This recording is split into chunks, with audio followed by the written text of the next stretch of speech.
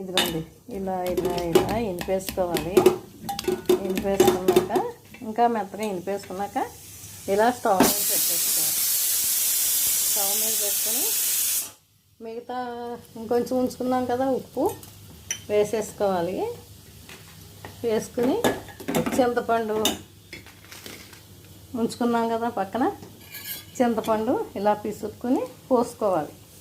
ఒక పెద్ద గ్లాసులు వాటర్తో చింతపండు పులుసు తీసుకొని పోసుకుందాం. ఇదిగోండి చింతపండు పులుసు పిసుకేసుకున్నాము. ఇది బచ్చల కూర, పచ్చిమిర్చి, ఉప్పు, పసుపు, చింతపండు.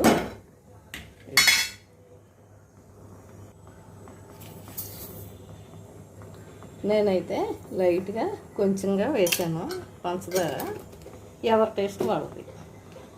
ఇదిగో ఇక్కడ మూకుడు కాలేసి ఇది పోపు వేయించేసుకున్నాం. అది మరిగేస్తూ ఉంది కదా, ఈ పోపు కూడా వేగిపోతుంది.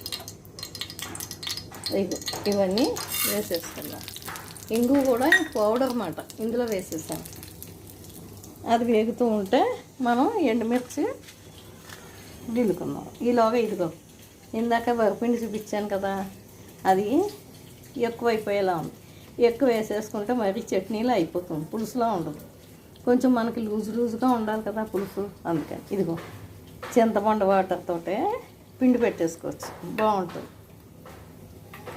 వాటర్ విడిగా వెయ్యక్కలే. ఇదిగో పోపు వేగుతుంది, ఎండుమిర్చి కూడా వేసుకుందాం. ఇది వేసాక ఈ పులుసులో వేసేయడం.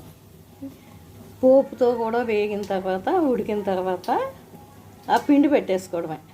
పిండి పెట్టేసుకున్నాక చల్లారాక ఆవు పెట్టుకోవడం. ఇదిగోండి చూసారా మరిగిపోయింది.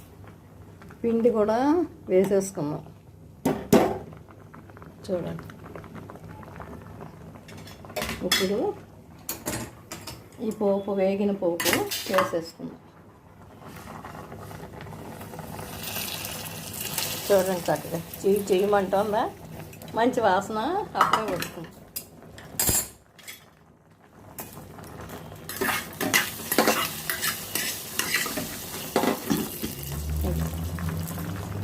పోపు మూకుట్లో ఉంటుంది.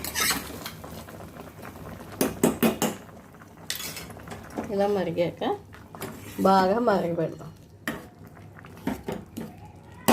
ఇది హెల్తీగా ఉంటుంది, చక్కగా తింటూ ఉండాలి. ఇది దగ్గర అయిపోయాక ఇంకొంచెం దగ్గర అవుతుంది.